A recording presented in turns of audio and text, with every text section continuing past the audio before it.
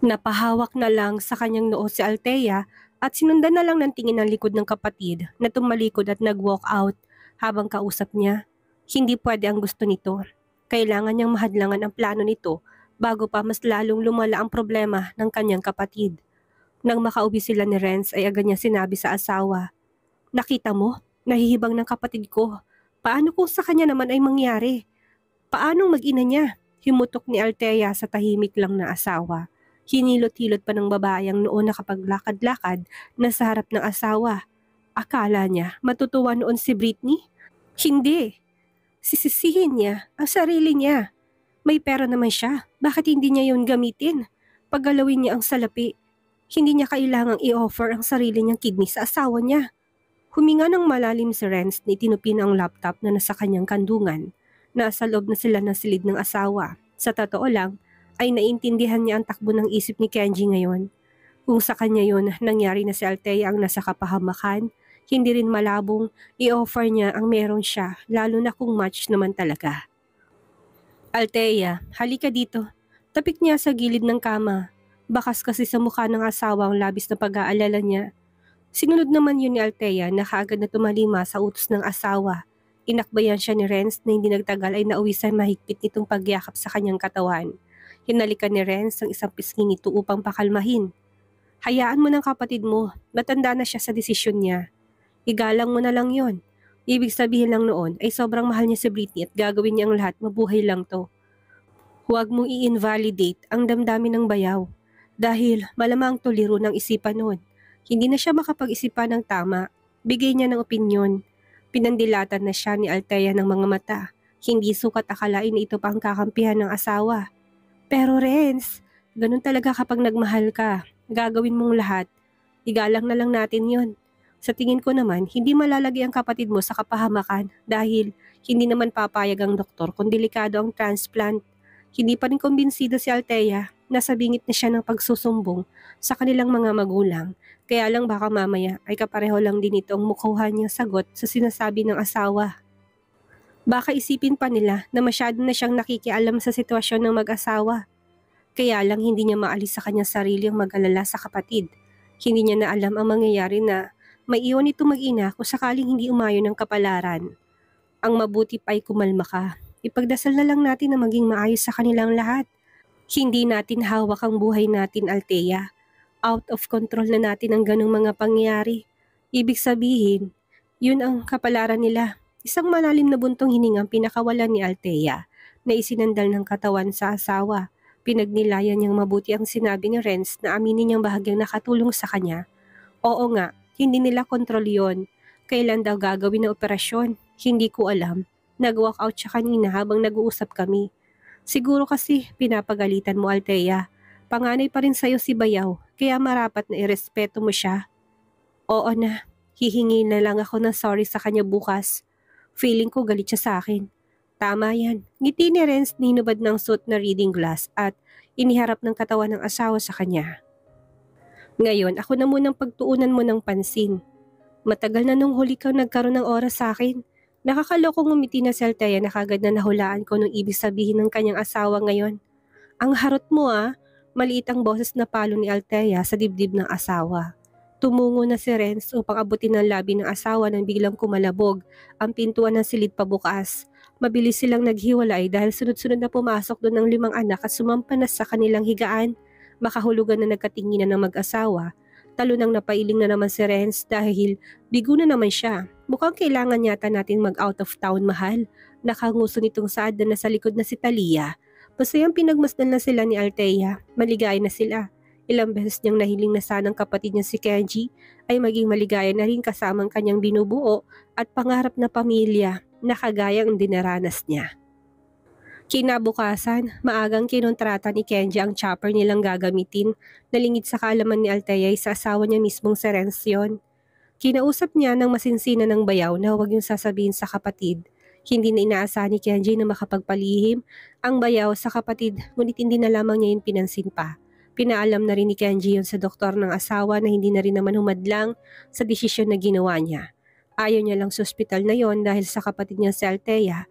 Kilala niya to, baka mamaya may gumawa pa to ng gulo. Ready ka na, Han? Naghihintay ng chopper natin sa helipad ng hospital. Maagang inihanda na rin ng mga nurse at doktor na biniyar ni Kenji ang asawa. Ihahatid sila nito sa hospital sa Cavite kung saan sila lilipat. Naninigurado lang si Kenji just in case na may masamang mangyari habang nasa ere sila. Oo, ngiti ni Britney gamit ang nanunuyo niyang labi sa asawa. Medyo excited ang babae. Ilang beses niyang ini-imagine na pagkatapos ng operasyon ay magiging okay ng lahat sa kanila ng asawa. Magsisimula silang muli. Kagaya ng pangalawang buhay na pangako sa kanya ni Kenji after ng transplant niya doon. Let's go. Kumalma ka lang ha. Hindi mo kailangang matakot. Kasama mo ko, Han. Kasama mo ko. Hinalikan ni Kenji ang asawa sa kanyang labi sa harapan ng mga nurses at doktor na nasa silid nila. Nakabalot si Britney sa puting kumot. Hindi nagtagal ay nagawa nilang ilulan ang babae sa chopper.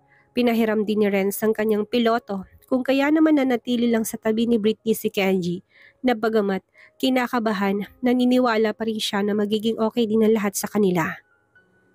Yun na ang magiging unang hakbang nila sa pagtahak sa mas mahabang daan pa. Akmang aalis ng chopper sa helipad nang hinihingal na nagpakita doon si Alteyang nalaman ng plano ni Kenji. Saan pa siya dadalhin, Kenji? Napakurap-kurap ang lalaki na marinig ang boses ng kapatid. Saglit silang nagkatinginan ni Britney. Panandali ang nag-usap ang kanilang mga mata na mga bagay na tanging sila lang nakakaalam. Si Althea ba yon?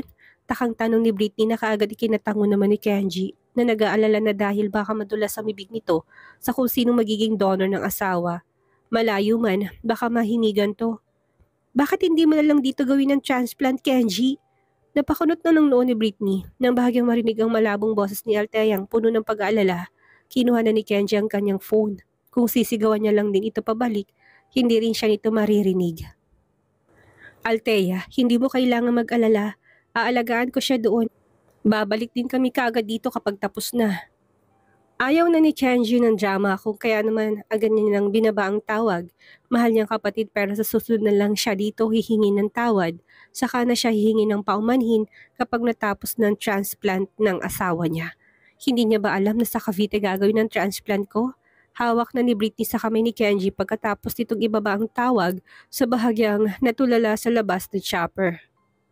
Nilingon na siya ni Kenji at ilang beses na umiling-iling. Alam niya, kaso hindi niya alam na ngayon na kagad tayo aalis. Gusto niya rin sanang sumama kaso wag na. Alam ko naman na marami siyang trabahong kailangan niyang gawin. Ayaw ko na siyang abalahin kung kaya naman natin. Pagkasabi nun itinanaw na ni Kenji ang kapatid na unti-unti nang lumiliit si baba sa pag-angat ng chopper nila. Mabigat sa pakaramdam niya yon.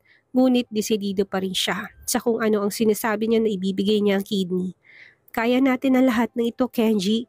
Marahan pang pisil ni Britney sa kamay ng kanyang asawa na parang nag-aalala. Tumango na doon si Kenji at nginitian ng kanyang asawa na puno ng pag-asang mga mata at buong muka. Oo naman, kayang-kaya ng tintong malampasan basta magkasama lang tayong dalawa. Pagdating sa ospital ay kagad na inasikaso ni Britney upang ma-admit. Nauna na yung maasikaso ni Kenji ngunit pagdating doon ay pinagtibay niya ang seguridad. Inupahan niya ang buong palapag ng VIP ward. Sinigurado niya magiging komportable doon ng kanyang asawa. Pinasunod niya si naman ng Elsa kasama ang anak niya si Noah gamit ang sasakyan dahil naisip niya makakatulong yon ng malaki sa magiging pagaling ni Britney na mas mabilis. Mr. Barwell, ang buong akala ko po hindi na. Naisip ko magiging mabilis ang pag-recover ni Britney kung makikita niya anak namin dito. Tinurukan ng pampatulog si Britney nang sa ganun bahagyang makapagpahinga ang katawan niya sa naging biyahe. 4:00 nang magising siya. Tumambad ang puting kulay ng pader at kisame na silid na kinaroroonan niya. Amoy na amoy din sa hangin ang disinfectant. Iba na mukha ng mga uniformadong nurses at doktor ang naroon. Sa palagay niya sa silid na sila ng hospital na binanggit ni Kenji sa kanya na kung saan gagawin ang operasyon. Gising ka na, Britney. Narinig ng babaeng boss ng asawa na bahagyang namamalat. Nasa kabilang silid lang si Noah. Pinapunta ko sila dito ni Manang Elsa at ng yaya niya. Ginawan ko ng paraan para mas mabilis kang gumaling. Marahang isinara ni Britney ang kanyang mga mata. Antok na antok pang pakaramdam niya na kusang nasarang mata.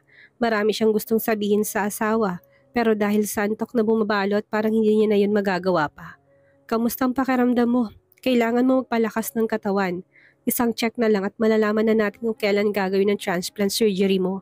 Yun lang ang kailangan mong gawin nang matapos na to, Han. Bumukas ang pintuan at pumasok doon si Caroline. Kahit nakasarang mga mata ni Britney, kilala niya ang boses nito. Luto ng porridge na ipinaluto mo kay Manang Elsa, Mr. Barrow. Pakibaba na lang dyan, ako nang bahalang magpakain sa asawa ko maya-maya. Inaantok pa kasi siya. Agad na sinunod yun ni Caroline. Lumbas siya ng ward matapos yung ilapag sa may center table. Han, gusto mo na bang kumain? Kung kaya mo na, pisilin mong palad ko para susubuan kita. Kung hindi pa naman at inaantok ka na, mamaya na lang. Hindi naman yun lalamig. Dahil nakalagay siya sa thermos. Sabihan mo ko. Sinubukang ibuka ni Britney ang kanyang bibig. Antok na pa talaga siya. Kung kaya naman hindi niya ito pinisil. Okay, tulog ka na lang ulit. Mamaya na lang pagising mo ikaw kumain. Narito lang ako sa tabi mo. Babantayan kita. Masuyo pang hagod ni Kenji sa bandang ulo ng kanyang asawa. Namumuno ang luha sa kanyang mga mata noon. Hindi niya maintindihan kung bakit bigla na lang siyang naging emosyonal kung kailan malapit na nilang malampasan ng lahat ng iyon. Surgery na lang at magiging okay ng lahat sa kanila. Mali nga yatang lumayo sila sa kapatid niya. Wala siyang support system kahit sa emotional lang yon. Ganun pa man ay kailangan panindigan niya na rin ito. Gagaling ka, malapit na Han, muli kang makakabangon at magiging masaya na tayong pamilya. Isang oras ang naging tagal ng tulog ni Britney ng maalimpungatan na to. Nakasubsob na sa gilid niya si Kenji na halatang hindi kinaya. Ang antok, kung kaya naman doon na lang piniling ilugmok ang muka at matulog. Hawak pa rin itong kanyang kamay. Hinang-hinang katawan noon ni Britney kaya naman kahit gusto niyang haplusin ang mukha nito ay hindi niya magawa. Tanging pagtitig na lang niya sa natutulog nitong mukha ang kanyang patuloy na ginawa. Nang gumalaw si Kenji kagad ay dinilat ang kanyang mga mata. Malapad siyang umiti nang makitang gising si Britney. Kanina kapag gising, umili ng ulo si Britney, ngunit bahagyang umiti sa kanya. Gusto mo nang kumain? Parang robot ni tinango ng babae ang kanyang ulo. Mahina lang yon pero gets kagad ni Kenji. Sige, sasandukan na kita ng porridge. Sinundan ng mga mata ni Britney ang pagpunta ng asawa sa center table. Medyo malayo sa kanyang kama. Hirap man inagawa niya mapagmasdan ang bawat galaw ng katawan nito. Hindi dinamihan ni Kenji ang pagkain dahil baka mamaya mabiglang bitukan ng kanyang asawa. Liquid food lang ang pwedeng ipakain sa kanya. Bilin to ng doktor. Susubuan kita. Unti-unti lang ang mahalaga magkaroon ng laman ng tiyan mo at magkaroon ka ng lakas. Puno ng pasensya ang sinubuan ni Kenji sa Britney. Gumugol siya ng halos 1 oras doon para lang maubos ng asawang nilagay niyang porridge na halos kalahati ng maliit na bowl. Nang matapos yun ay naiyak na tinignan ni Britney to. Sorry Kenji, natigilan si Kenji sa kamang pagtayo upang iligpit ang pinagkainan nito. Naramdaman niya ang agarang paninikip ng kanyang dibdib. Kahit na anong pilit niyang iwaglit ang damdaming ito, pilit siyang nilalamon. Saan naman? Sa sakit mo? Hindi mo kailangang gawin yon, Han. Kung merong mami kasalanan sa mga nangyari ngayon, ako yun. Kasalanan kong lahat. Kinakarma na ako sa mga pagkakamali ko. Turo niya sa kanyang sarili habang mas humihina pang kanyang boses. Ako may kasalanan kung bakit lumala ang sakit mo. Hindi mo kailangan mag-guilty. Ang isipin mo na lang ngayon ay magpapagaling ka para pareho tayong makakabawi sa lahat ng ating mga pagkukulang. Naintindihan mo yun, Britney? Naluluhang marahang itinango ni Britney ang kanyang ulo. Maya-maya pinahilam na sa luhang mga mata. Unang gabi ni Nakayanjet Britney sa banibagong hospital na yon sa Cavite malakas na bumuhos ang ulan halos magdamag. Tipong nakikisimpatya ang panahon sa pinagdadaanan ng mag-asawa. Nagising si Britney sa sobrang lamig ng panahon. Nanginginig ang katawan niya kahit na nakabalot yon sa kumot. Gayun din si Kenji na nasa tabi lang nito na nang gumalaw ang asawa ay mabilis na napadilat siya ng mata. Agad niya sinuri kung anong kailangan nito. Baka kasi nauhaw o kung hindi naman ay nagugutom. Isa pa baka gusto nitong gumamit ng banyo na sa diaper na niya ginagawa dahil sa hirap na bumangon. Han, ayos ka lang ba? Hinawakan ni Britney ang kanyang dibdib at marahang iniling ang kanyang ulo. Namutla na siya doon. Pakiramdam niya hindi siya makahinga dahil unti-unting lumalabo ang kanyang mga mata. Hindi niya tahasang masabi yon kay Kenji dahil mo akala niya normal lang dahil naalimpungatan siya. Ngunit nang tumagal pa ng ilang minuto, maging si Britney nataranta na sa madilim na bumalot sa kanya. Sandali, tatawag ako ng doktor. Natatarantang sad ni Kenji na patakbong lumabas na nasilid na halos na mutina ang mga paa patungo ng nurse station upang kalampagin lang sila para sa kailangan nilang doktor ngayon. Hindi na sumagi sa isip ni Kenji na gumamit pa ng intercom. Bilisan niyo, parang hindi makahinga asawa ko. Halos mangiyak-iyak na niyang bulalas na ikinagitla halos ng lahat. Patakbo siyang muling bumalik na silid upang hawakan lang ang kamay ni Britney at sabihang naroon lang siya. Napansin niya na naging kakaibang galaw ng mga mata nitong pilit niyang idinidilat. Hindi na yun makapag-focus ng tingin na lalo niyang ikinabahala dahil ngayon lang naman yun nangyari sa asawa. Han, naririnig mo ba ako? Nasa tabi mo lang ako, Britney. Parating ng doktor, tinawag ko na. Pisil-pisil niya sa palad nitong kanyang hawak. Ilang beses niyang nilingon ang bukas na pintuan para sa doktor na darating. Hindi niya alam ang gagawin doon. Nakikita mo ba ako ngayon? Narito lang ako, Han. Umahangos na dumating ang ilan sa mga doktor upang tingnan ang pasyente. Nahawi si Kenji sa tabi ng asawa na maglapitan sila sa kama. Nang kumalma si Britney ay masinsinang sinurito ng doktor. May mga test na pinakuha kay Britney na ilang oras lang ang lumipas at lumabas na rin naman kung anong resulta nito. Sinadya ng doktor si Kenji sa silid at pinalabas doon upang kausapin ng masinsinan tungkol sa naging resulta ng pagsusuri nila. Gulat na gulat si Kenji sa nalamang komplikasyon na panibagong sakit ng kanyang asawa. Hindi na niya mapigilan ang sariling mapamura habang napasandal na sa railings. Kung hindi niya yan gagawin ni baka mandusay na lang din siyang bigla sa malamig na sahig na hospital. Kinalulungkot kong ipaalam na nang dahil sa main na sakit niya, sa kidney na apektuhan noon ang paningin ng iyong asawa, Mr. Barroel. Unti-unting naapektuhan itong paningin niya. Napahilamos na sa mukha si Kenji, lalo pang nangina sa kanyang mga nalaman. Hindi niya na alam kung paano magpapakatatag pa ang kanyang gagawin ng mga sandaling yon. Wala na siyang maapuha pang mga salita. Para siyang nasa isang masamang panaginip. Panaginip na gustong-gusto niya ng magising ng mga sandaling iyon at maalimpungatan na nakatulog lang naman pala siya. Ibig niyong sabihin, Dok, ay may tendency na mabulag ang aking asawa? Ganun nga po. Wala kayong masasuggest na ibang paraan upang maiwasan yon? Doktor kayo. Yun ang silbi niyo, hindi ba? Handa ako magbayad ng kahit na magkano. Wag lang mawala ang paningin ng asawa ko, Dok. Nahihikbi na tura ni Kenji. Pintor ang asawa ko. Paano pa niya magagawa yun kung hindi na siya makakakita? Paano niya pa masisilayan ang mga kulay ng mundo para ilagay sa kaharap niyang blankong canvas? Doktor ba talaga kayo? Bakit wala kayong suggestions man lang? Wala ba talaga? Walang pakundangang napaupo si Kenji doon nang dahil sa kanyang panlulumo. Wala na siyang pakialam kung makita man ang kanyang mga tauhan ng kanyang kahinaan. Nasa punan niya ang mukha. Lalo pa siyang nanghihina sa isiping hindi pa nga okay ang unang sakit ni Britney. May bago na naman. Gawan niyo naman ang paraan, Dok. Hindi ba pwedeng mapigilan na mangyari ang bagay na yon? Hindi ba pwede? Kaunting panahon na lang hinihintay nila para maisagawa ang kidney transplant nito pero may panibago na namang hamon sa kanilang mag-asawa. Kailangan na lang magpalakas ng katawan. Hindi pa nga nila nalalampasan ng nauna. Heto at sinusubok na muli sila. Hindi man lang patapusin na panahon ang naunang batong ipinukul bago sila muling hagisan ng bagong problema. Hindi ba dapat na sa magandang kalagayan ang kalusugan niya bagong kidney transplant? Hindi mo ba sasabihin na unahing gamutin ang kanyang pagkabulag bago ang transplant? Doktor naman, gawan niyo naman sana ng paraan. Hindi makaimik ang doktor dahil kailangan pa rin nila ng masusing pagsusuri. Hindi sila basta-basta magdedesisyon. Kailangan ng expert sa bagay na yon. Huwag niyo nang alalahanin pantungkol doon. Ako nang bahalang humanap ng doktor na kailangan ng asawa ko. Mga wala kayong kwenta. Pagtatapos ng usapan ni Kenji ng kanilang usapan at kinuha ng cellphone upang tawagan ng kanyang secretary, pinagpahanap niya ito ng dalubhasang doktor sa mata. Hindi siya papayag na basta nalang mabubulag ang asawa niya. Napakarami pa nitong pangarap. Paano pa nito makikita ang anak nilang sinawang lumaki kung mabubulag siya? Nakaligtas nga sa kidney pero ang naging kapalit naman noon ay ang pagkawala ng paningin. Ano pa ang silbi nito? Sabihin mo kay Caroline kahit magkano nakahanda tayong magbayad. Masusunod po Mr. Barroel. Ilang sandali lang hinintay ni Kenji at nakatanggap na siya ng tawag mula sa kanyang secretary. Mr. Barroel, nakausap ko na po si Doc Agostino at pumayag na siyang gamutin si Mrs. Barroel pero humingi po siya ng dobleng halaga. May pag-aalinlangan sa boses ni Caroline na sabihin niya yun sa kanyang amo. Magkano gusto niya? 100 million, Mr. Barroel. Sobrang nakakabingi halagang yon pero para kay Kenji mas mahalaga ang buhay ng kanyang asawa ngayon. Sige, sabihin mo, ibibigay ko kung magkanong halagang kanyang gusto. Tugon ni Kenji na halatang hindi na pinag-isipan pang mabuti ang halagang kanyang bibitawan kapalit ng pagaling ng mga mata ng kanyang asawa. Sabihin mong willing tayong magbigay ng paunang bayad kahit na magkano, bastang mahalaga, ay makapunta na siya dito kaagad. Handa ko maglustay at bumitaw ng kahit na magkanong halaga, kapalit lang ng paningin ni Britney.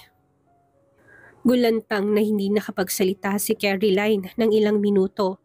Alam niyang mahal ng kanyang amo ang asawa pero hindi ang halagang pinag-usapan nila.